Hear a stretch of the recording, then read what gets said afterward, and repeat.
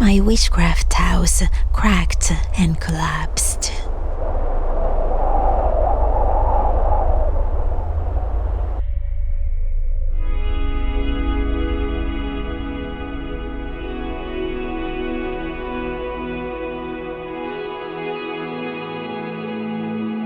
I have always thought the very basis of our Norse belief is knowing when it is time to turn page and let go.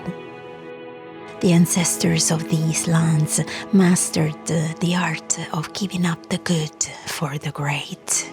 Nature doesn't cling like the wind passing through my hair. It does not stick to it. For every time we choose to cling, we will be most certainly dragged. Resistance to change is natural, but it is an environment where no heart can really sing.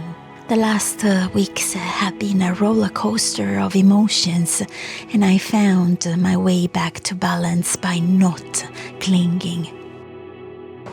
We are burning the old to make space for the new. In the past days, something very, very strange has happened. Our witchcraft house cracked from the inside. We didn't notice that, but yesterday Esme was strangely sitting next to the witchcraft house. She spent there hours, I couldn't really comprehend why she would be there. So I went there after a while. She was there, and I entered the witchcraft house, and I saw that one side was completely collapsed.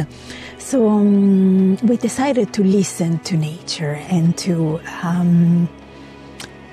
probably the time for that was done.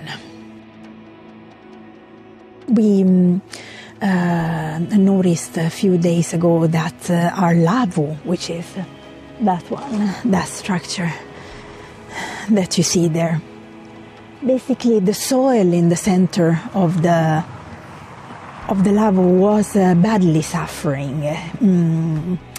It became a sort of mad pie, and so we didn't know what to do with that, because we really didn't have another place for the lavvo to go. So then this happened yesterday, and it's kind of nature told us, probably that is the place where the lavvo should be moved. So we decided to listen to that, and so what we're doing is to take the witchcraft house down and to move the lavvo there.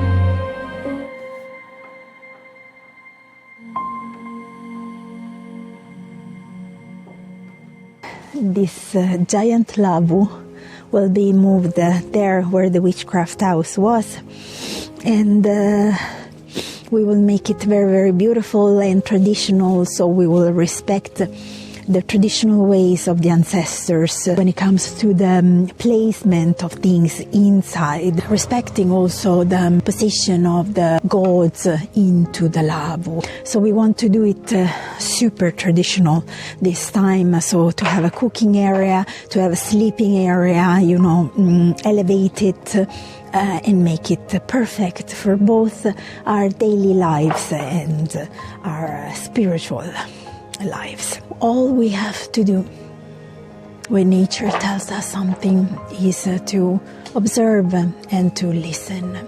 I am grateful to Esme for showing me the way. In the back there, we would have Yuksaka taking care of the tools. In the center area, Saraka taking care of the fire. And then we would have the door area, this one, governed by Uksaka, that would take care indeed of the door. Good morning, guys. We have come to visit our friend Lena to the Tatanka range here on the island where we live. And look, all the babies that she has gotten this year, they're all healthy, all alive, all the ones that got born, you know. This is absolutely unbelievable. And she also got, look at that, a black metal one. If you end up in this corner of the world and you love to see these wonderful animals,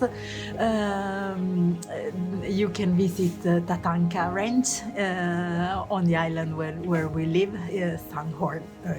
We have come here to pick up some poles to fence even further our land, because we are having so many people approaching the reindeer fence without asking for permission. This is so it's very disappointing. This morning, you know, I just had to rush it because there were people by the reindeer fence, no matter really that there is a sign saying don't go to the reindeer fence, ask first. No matter that, actually I found the people there.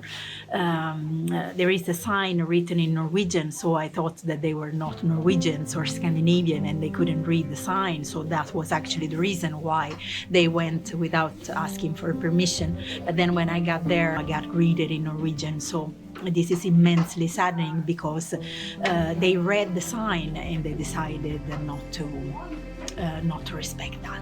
This is disrespectful, not much for us, but for the reindeer. So it's disrespectful really for Esme and her quiet. We have come here to pick up further poles to fence off the land, also where the driveway is, and put a sign up there as well. So hopefully people will just read it and stop. Hopefully. We have hope. We love people to see Esme, but we would just love people to possibly ask us first, you know, that would be nice. Lately, Loki has been having great fun with his boundary-breaking nature, and has for sure tested the importance of those boundaries to us. I have always felt in this life healthy boundaries are immensely important, especially when those boundaries are neglected by others. In a way or another, this would be even more proof and evidence that better boundaries are needed. Here in Norway, nature always acts like a role model. I observe the landscape and get inspiration from it about what is best to do in my life. In Norway, mountainous terrain and fjords form strong natural boundaries. Those boundaries, although harsh and sometimes incomprehensible, as you will have to almost drive in circles up here, have offered us the most incredible and God-sent shelter from the rains and the wind, or people when we felt we needed it. They offered us privacy for filming, an overall break from the unforgiving Norwegian weather. Healthy boundaries are indeed the ones that are nothing else but the recognition of your personal space. They allow us to take care of that space so that we can continue to give to others from vessels that are taken care of and have not become worn by the yes symphony. No is very, very often a necessary act of magic.